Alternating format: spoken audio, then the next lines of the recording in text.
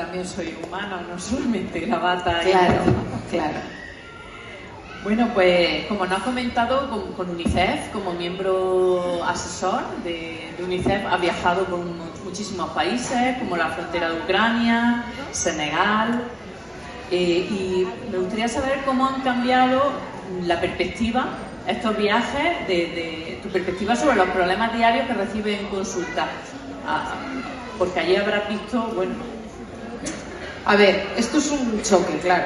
Yo siempre digo que no existe el primer mundo y el tercer mundo. Muchas veces decimos, es que el tercer mundo, no, es que no hay primer mundo y tercer mundo. Todos vivimos en el mismo mundo y todos estos destinos están a 5 o 6 horas de avión, 7, 8, y ahí estás en lugares como Níger, que es el país más pobre del planeta, donde 3 de cada 4 menores, niñas, están casadas, obligadas, con señores mucho más mayores que ellas, 3 de cada 4.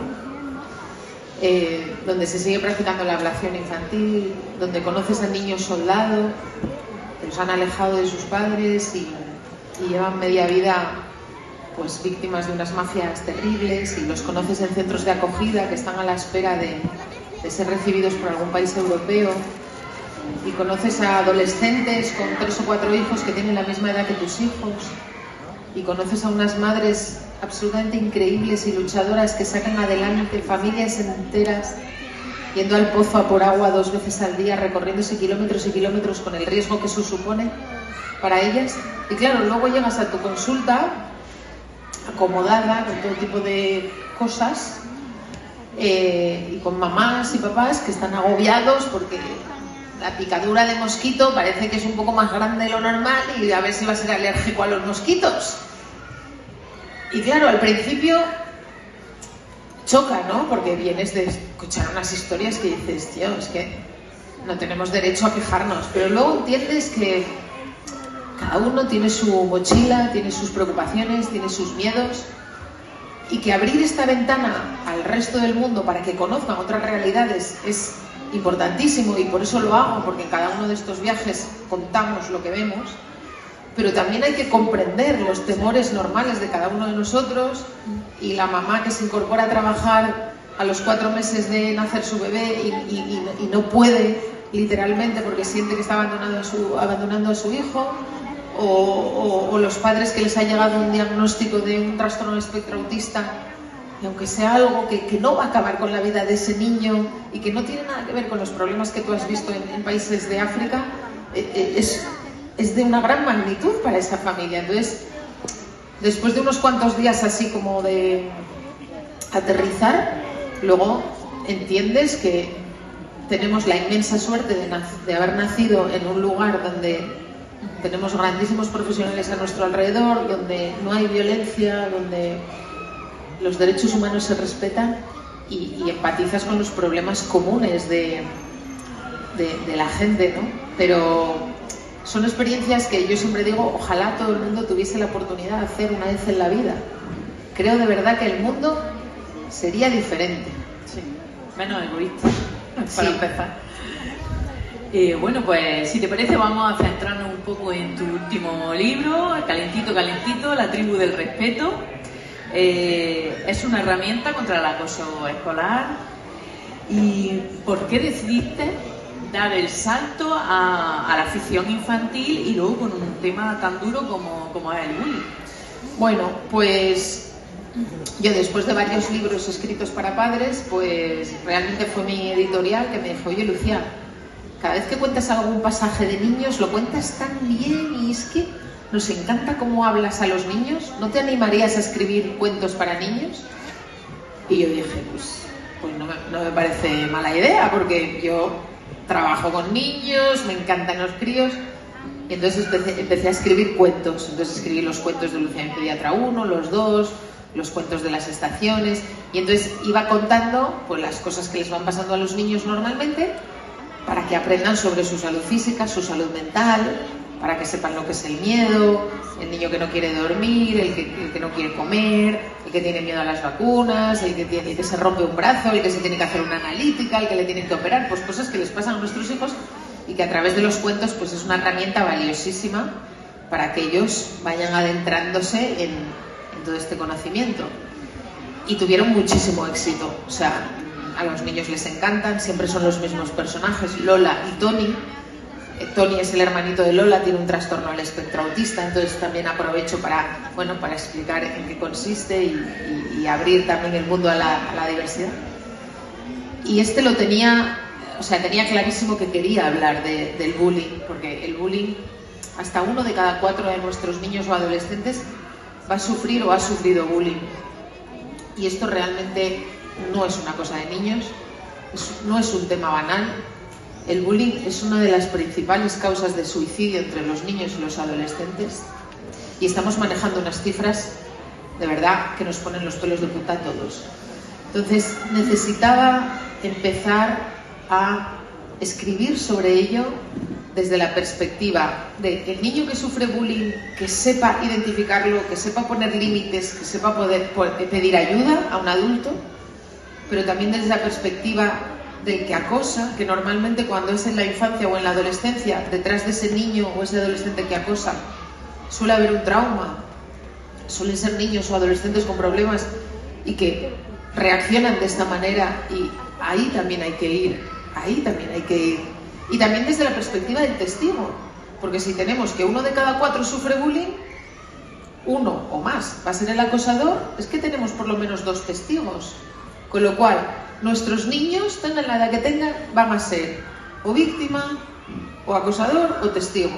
Entonces también necesitaba poner el foco en, oye, ¿qué tengo que hacer si veo que un compañerito está sufriendo?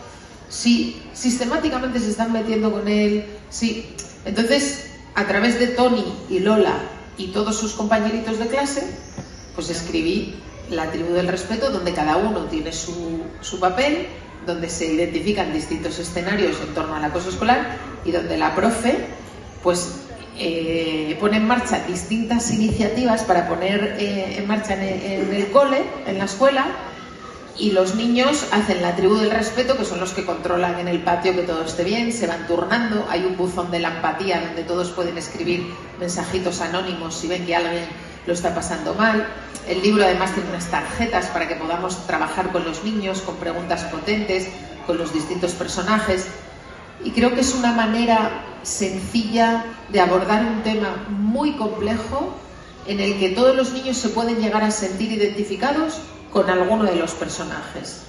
Entonces, yo en mi inocencia un poco infantil pienso que si educamos precozmente a las primeras generaciones, pues llegará un momento en el que cuando cumplan 10, 15, 25 o 35 tengamos clarísimo que es una situación de abuso, que es intolerable, cómo tenemos que denunciar, cuáles son los circuitos, y también despertar esa empatía y esa compasión por el sufrimiento ajeno, ¿no? Y no mirar a nuestro ombligo. Sí. Y lo... Gracias. Y los papás, ¿qué papel jugamos en la creación de esa tribu? Y también me gustaría que nos diera a todos unos consejos de cómo detectar desde casa, con la marabunta que llevamos, el estrés diario, con los trabajos y todo, que nuestro hijo o nuestra hija puede estar sufriendo bullying y no lo sabemos. Bueno, pues hay unos signos muy claros, que de hecho en el gran libro también tenéis un capítulo contado para padres sobre cómo detectar que mi hijo pueda estar sufriendo bullying. Fijaros, la mitad de los niños y los adolescentes que sufren bullying no lo cuentan a los padres, aunque tengamos una relación maravillosa con nuestros hijos, no lo cuentan.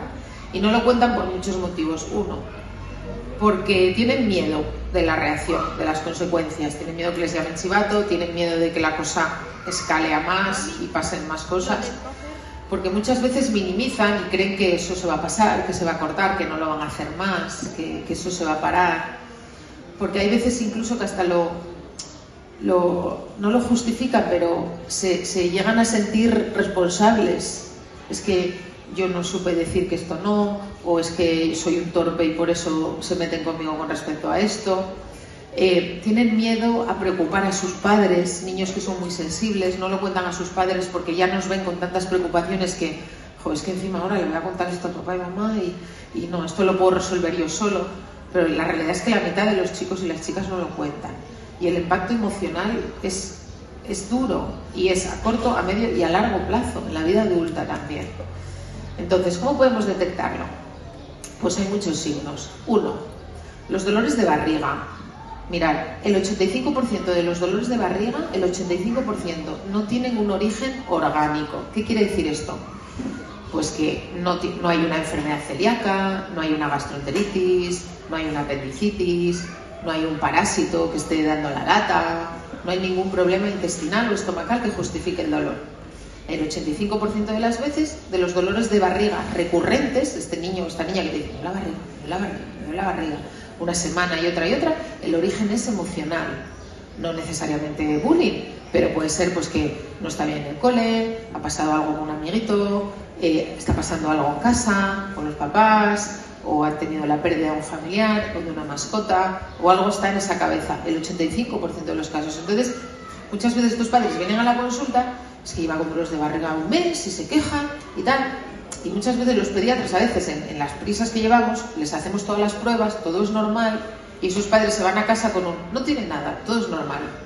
No tiene nada, no tiene nada orgánico, pero vamos a seguir rascando, porque al niño le duele, porque el dolor es real, porque no hace falta tener algo orgánico para que te duela. A nosotros, cuando nos duele la cabeza, porque hemos tenido un mal día, porque hemos tenido una discusión fuerte, porque llevamos 3 días sin dormir, porque estamos estresados, no tenemos un tumor cerebral y no tenemos una hipertensión arterial, pero la cabeza nos duele, ¿a que sí? Nos duele un montón. O sea que el dolor es real, pero no siempre hay una causa orgánica. Entonces, con los niños, estos dolores de barriga y a veces de cabeza, muchas veces son emocionales. Entonces, no minimicemos. Cuando tenemos un niño que lleva más de 4 o 8 semanas con un dolor de barriga constante, que además le duele al atardecer o al anochecer, que es cuando está relajado, que no le duele el fin de semana porque está tranquilo en su casa, pero sin embargo el domingo, cuando se pone a preparar la mochila, me duele la barriga. Ojo, cuando tienen una mala relación con la comida o de repente empiezan a perder peso, dejan de comer, o todo lo contrario, empiezan a comer de una forma convulsiva, pues no sé lo que le pasa, de que se pegan unos atracones, tal.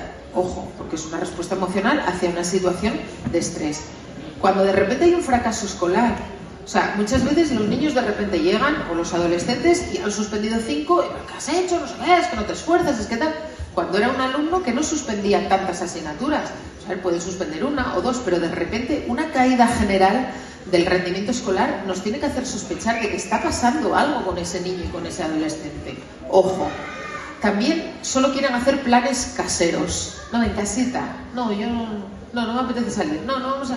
Solo en casa. Los adolescentes dejan de salir y ya los fines de semana en casa. Y muchas veces dices, bueno, la adolescencia se encierran en su cuarto, en su habitación, la edad del pavo, pero que también, ojo, pero hay que estar vigilantes. O sea, el adolescente que tenía sus planes, salía, veis que tenía sus conversaciones de WhatsApp y de repente ya no sale, nadie le llama, salimos fuera y enseguida quiere volver a casa. Ojo con esto. Problemas con el sueño, empiezan a tener despertares, insomnio, pesadillas, crisis emocionales, de repente están bien y de repente por tonterías se echan a llorar y dices, pero ¿qué mosca le ha picado? ¿Qué le está pasando? Son signos indirectos que nos tienen que hacer sospechar que hay algo que le está causando ese dolor y que no saben manifestar. Entonces, ante la duda, consultar con un profesional, agudizar un poco el olfato con estas cosas. Y es que los niños y los adolescentes lo tenemos bastante fácil, porque o es en casa o es en el colegio, los pequeñitos, y cuando ya son adolescentes, o es en su entorno social. Solo hay esos 3 escenarios. Pues cuando tenemos claro que en casa todo está bien y no ha pasado nada, hay que seguir investigando si está pasando algo en el cole o si está pasando algo en la calle con sus amigos. Pues sí, es un tema delicado y en auge, por desgracia. Además, en todos tus libros hablas de alegría, de pena,